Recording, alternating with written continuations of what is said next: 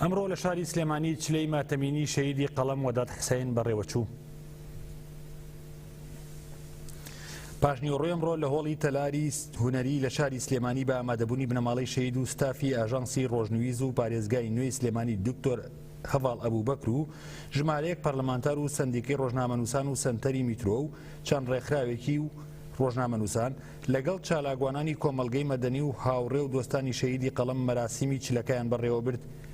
ئەمە و دوێنێش بە ئامادەبوونی ژمارەیەکی زۆر لە خەڵکی دووەک و چەندین دەستگای ڕاگەیاندن و ڕۆژنامەوانی لە شاری دووەک مەراسیمی چلەی ماتەمینی بۆ شەهیدی قەڵەم وەداد حسێن بەڕێوەچوو.